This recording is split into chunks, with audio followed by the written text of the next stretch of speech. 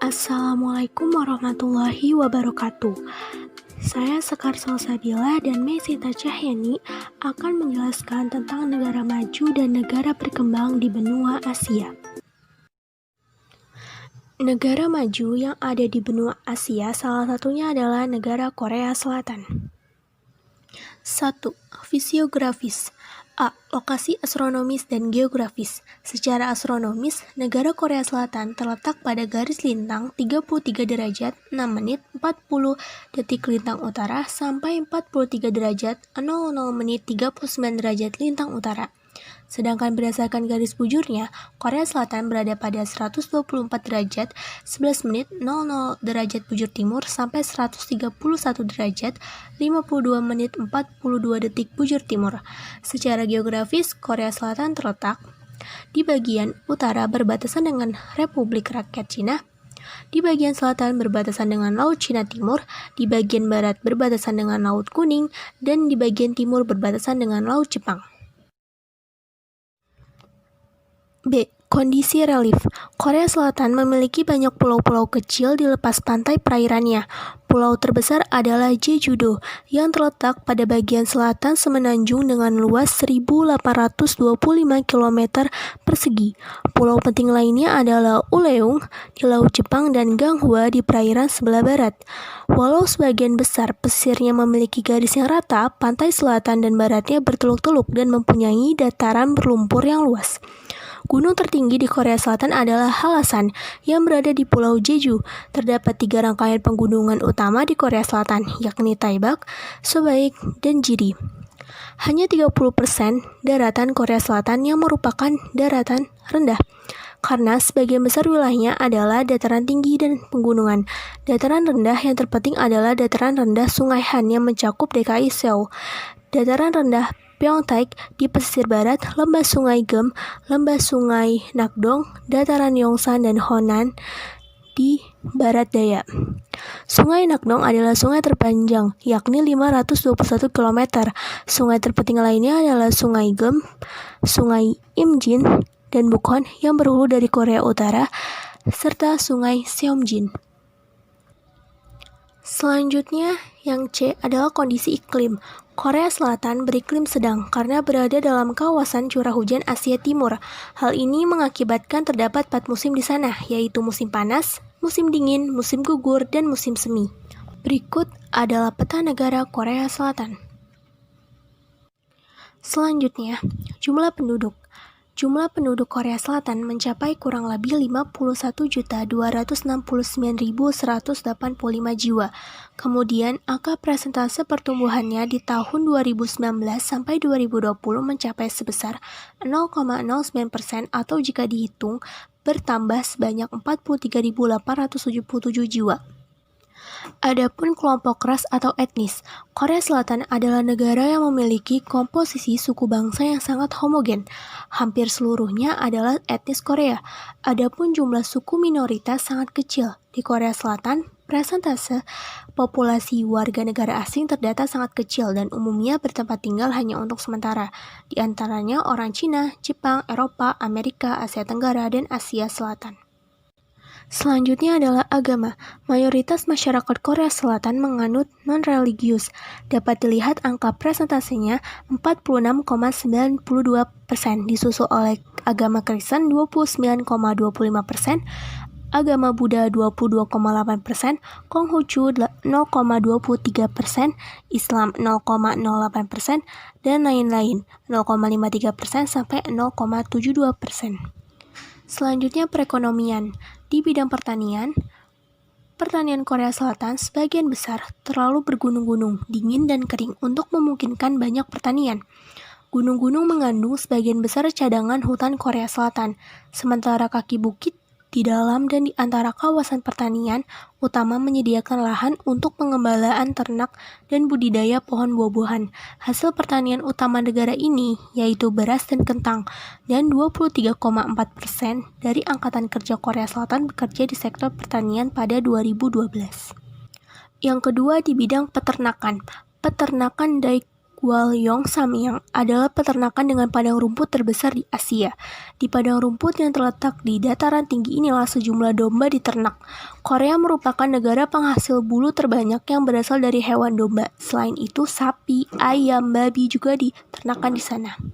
Selanjutnya di bidang tambang dan industri. Hasil tambang Korea Selatan meliputi biji besi, tembaga, tungsten, grafit, emas, batubara, dan perak. Industri Korea Selatan bergerak dengan pesat, terutama atas permintaan produk elektronik, otomotif, dan telekomunikasi, juga menjadi industri andalan di Korea Selatan.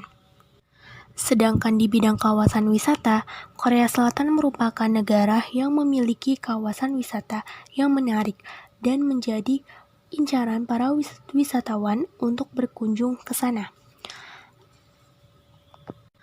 Kawasan wisata di Korea Selatan yaitu yang paling terkenal adalah Namsan Tower, Nami Island, Petite France, Bukhon Hanok Village, Seongsan Sunrise Peak, Pulau Jeju, Pulau Uda, dan Istana Changdeokgung. Selanjutnya, pendidikan dan kesehatan.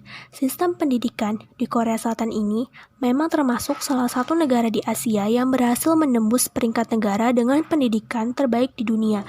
Dalam bidang pendidikan, Korea Selatan mampu menggeser peringkat pendidikan Finlandia. Saat ini, Korea berhasil menempati peringkat 11 dalam program penilaian siswa internasional yang dijalankan oleh OECD. Rata-rata siswa pun seringkali menempati ranking tertinggi pada tes komparatif. Korea Selatan menerapkan jam sekolahnya jauh lebih lama, yaitu sekitar 50 jam per minggu. Sistem pendidikan yang diterapkan Korea Selatan yaitu 6 tahun SD, 3 tahun SMP, 3 tahun SMU, dan 4 tahun universitas untuk bachelor atau S1. Berikut sistem pendidikan yang ada di Korea Selatan. Yang pertama, waktu belajar hingga 16 jam sehari di sekolah. Yang kedua, ada 5 mata pelajaran utama di Korea Selatan. Yang ketiga, memiliki akses internet yang lancar jaya. Yang keempat, guru dijunjung tinggi di Korea Selatan. Yang kelima, sekolah full sampai hari Sabtu. Yang keenam, setiap siswa wajib mengikuti bimbingan belajar. Dan yang terakhir, yang ketujuh, fasilitas pendidik sangat lengkap. Sistem kesehatan. Warga Korea Selatan memiliki akses ke jaring pengaman perawatan kesehatan universal, meskipun sebagian besar perawatan kesehatan didanai secara pribadi. Pada 2015, Korea Selatan menempati peringkat pertama dalam OECD untuk akses perawatan kesehatan. Kepuasan perawatan kesehatan secara konsisten berada di antara yang tertinggi dunia. Korea Selatan dinilai sebagai sistem perawatan kesehatan paling efisien kedua oleh Bloomberg. Jumlah tempat tidur rumah sakit per 1.000 penduduk adalah 10, jauh di atas rata-rata negara OECD. Menurut Mark Britnell, rumah sakit mendominasi sistem kesehatan 94%, rumah sakit 88% tempat tidur adalah milik pribadi, 30 dari 43 rumah sakit tersier dijalankan oleh universitas swasta, dan 10 lainnya dijalankan oleh universitas milik publik.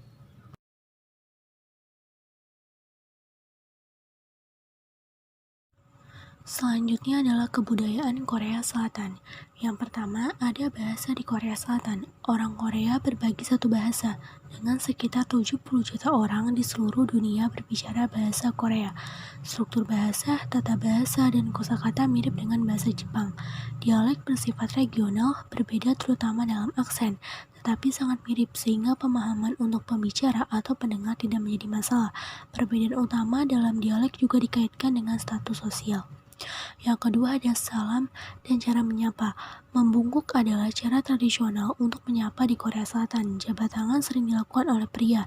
Tangan kiri kamu harus menopang lengan kananmu saat berjabat tangan. Sementara untuk wanita Korea tidak selalu berjabat tangan namun sering membungkuk. Yang ketiga itu ada gaya komunikasi. Komunikasi dapat menjadi rumit di Korea Selatan karena mereka tidak suka mengatakan tidak. Mengatakan tidak dianggap etika yang buruk. Menolaklah dengan cara yang halus. Postur tubuh yang baik dan bahasa tubuh yang positif sangat bermanfaat dalam komunikasi.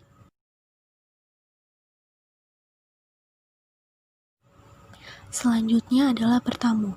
Jika kamu bertamu di negara ini, selalu lepaskan sepatu kamu sebelum memasuki rumah orang. Dimungkinkan untuk terlambat hingga 30 menit tanpa menyebabkan pelanggaran. Tapi, ketepatan waktu sangat dihormati di sana. Ingat, jangan pernah menuangkan minuman kamu sendiri. Tuan rumah akan melakukan ini di hadapan kamu. Diundang ke rumah orang Korea dianggap suatu kehormatan, sehingga sangat penting untuk memperlakukannya dengan cara bersikap sopan, hormat, dan hargai kebiasaan mereka.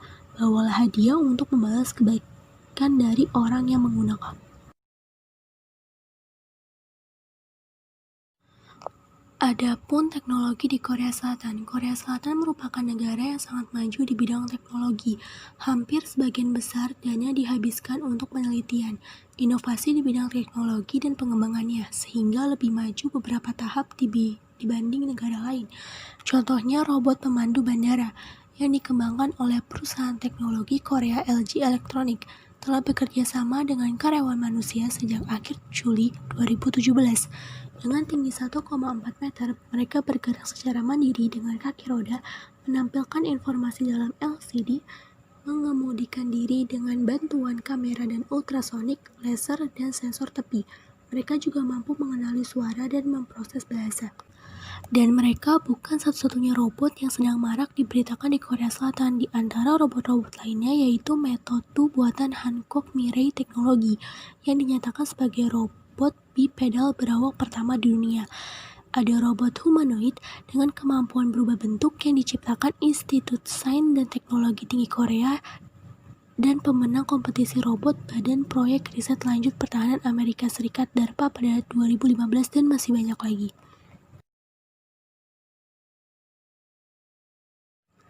Korea Selatan juga melakukan kerjasama dengan negara Indonesia di berbagai bidang.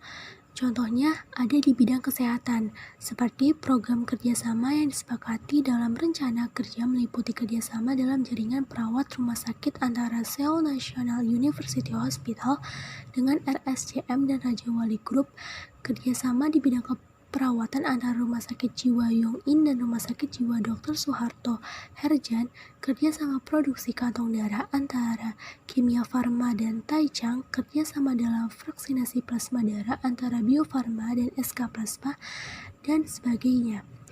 Selanjutnya ada di bidang politik. Indonesia dan Korea Selatan menyepakati 3 kerjasama antara lain Deklarasi Penyelarasan Negosiasi Indonesia-Korea CEPA, Perjanjian Bebas Visa untuk Paspor Diplomatik dan Dinas, serta MOU Kerjasama Teknis Pemindahan dan Pengembangan Ibu Kota Negara.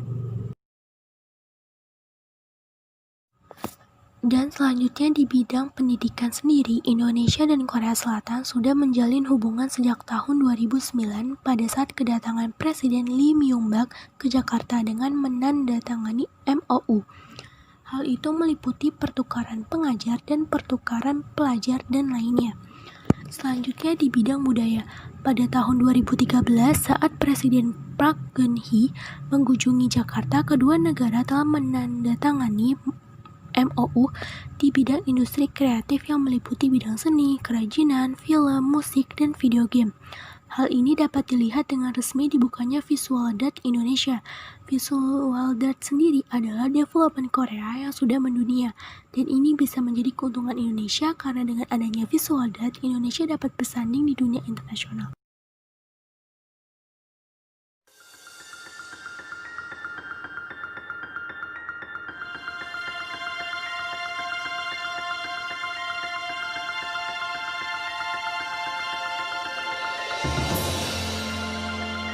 Infrastructure development supported by private sector development will be the main engine for growth.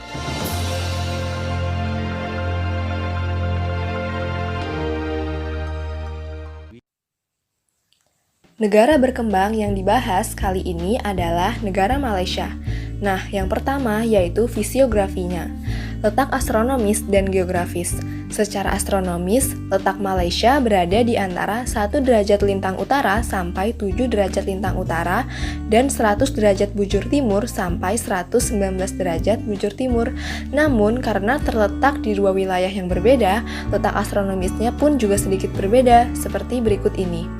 Wilayah Malaysia Timur terletak di Pulau Kalimantan, berada pada garis 1 derajat lintang utara sampai 7 derajat lintang utara, serta 100 derajat bujur timur sampai 119 derajat bujur timur. Untuk wilayah Malaysia Barat terletak di posisi 1 derajat lintang utara sampai 7 derajat lintang utara dan 100 derajat bujur timur sampai 104 derajat bujur timur. Secara geografis, letak Malaysia ditandai sebagai berikut. Sebelah utara berbatasan dengan Laut Cina Selatan, Brunei Darussalam, dan Thailand. Sebelah selatan berbatasan dengan Singapura dan Indonesia. Sebelah timur berbatasan dengan Laut Sulawesi dan Laut Sulu, dan sebelah barat berbatasan dengan Selat Malaka.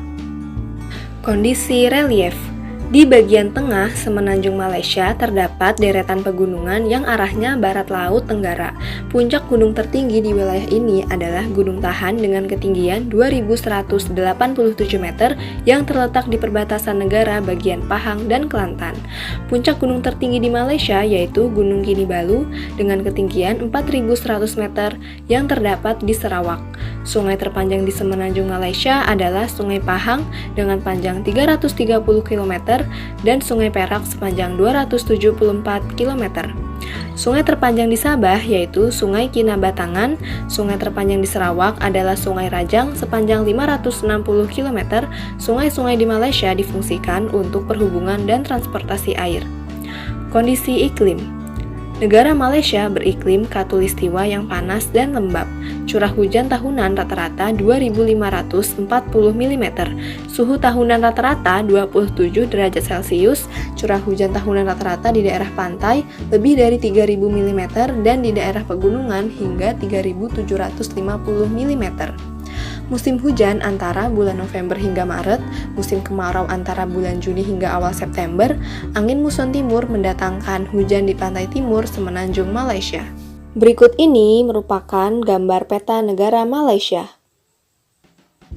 Nah, yang kedua itu tentang penduduk di Malaysia.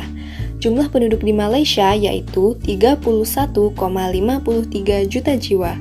Kelompok ras atau etnis, sebanyak 57% dari total penduduk Malaysia adalah etnis Melayu, sementara sisanya terdiri atas etnis Cina, India, serta etnis lainnya. Etnis penduduk Malaysia didominasi oleh etnis Melayu, Bumiputra, Cina, dan India. Bumiputra sendiri merupakan gabungan suku Melayu, orang asli, Dayak, dan anak negeri.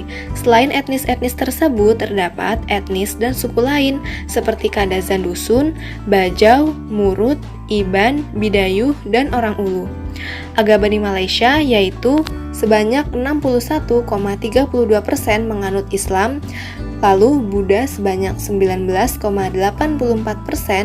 Kristen sebanyak 9,24%, Hindu sebanyak 6,27%, Konghucu atau Taoisme sebanyak 1,26%, tidak beragama sebanyak 0,71%, agama lainnya sebanyak 0,39%, dan sebanyak 0,97% tidak diketahui agamanya. 3. Perekonomian. Pertanian. Hasil pertanian utama negara Malaysia antara lain kelapa sawit, karet, nanas, dan padi.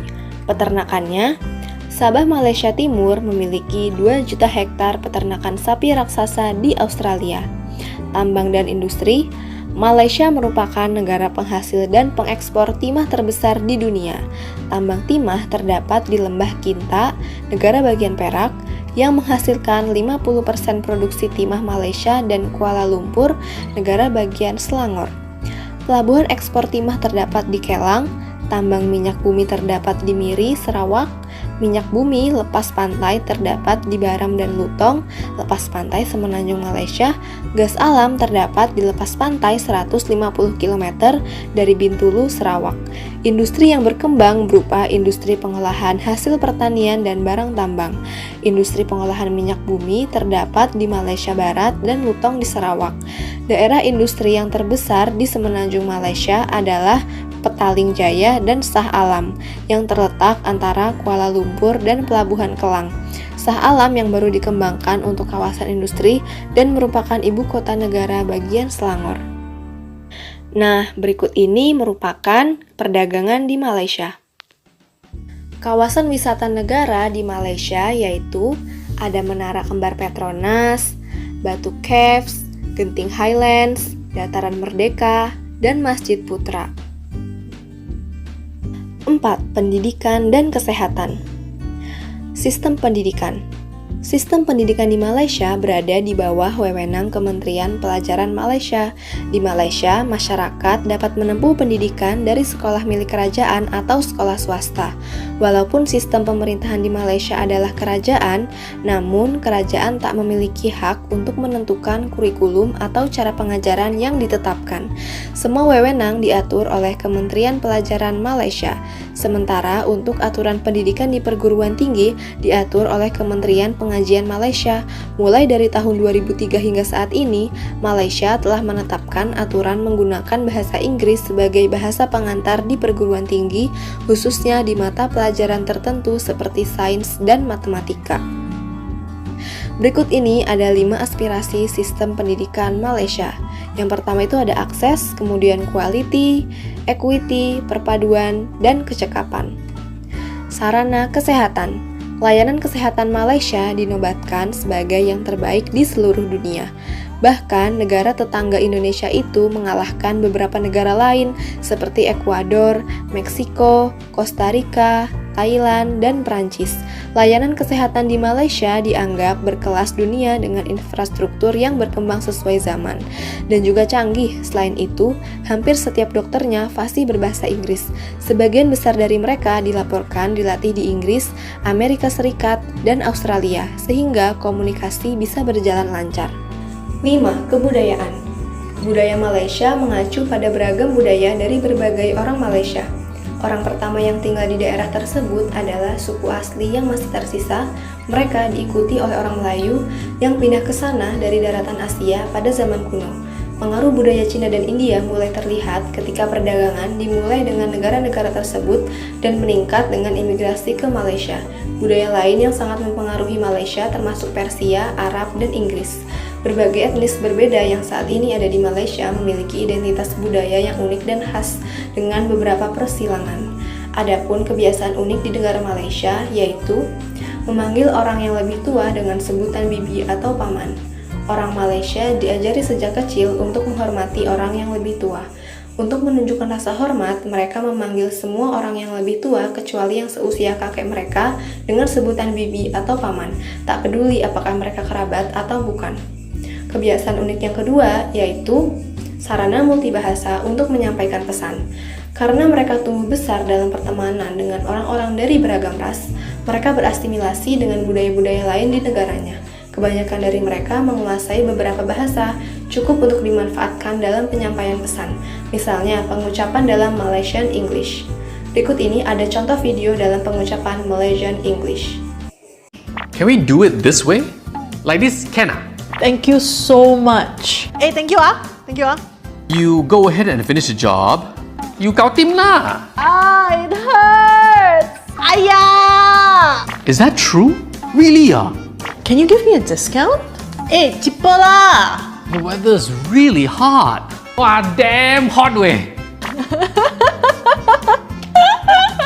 Shit's really funny. I cannot. Oh, I had a flat tire. My tire pancit lah. Ayo. There's a little bit of a problem. Wah, die lor. Your Honda Accord is really nice. Wow, your Honda Accord wow, very nice Hey, Mom. Mia, I'm okay with anything. Cincai lah. can you lower the volume? Kasi slow sikit. Can I get a Coke? One cup. Give me 3. Give me 3. 6. Teknologi negara Malaysia. Di Asia Tenggara, Malaysia menempati peringkat kedua sebagai negara dengan perkembangan teknologi paling maju. Penerapan teknologi di Malaysia hampir menyeluruh ke segala aspek, dari industri, jasa, sampai informasi dan komunikasi. Video berikut ini adalah contoh teknologi di Malaysia.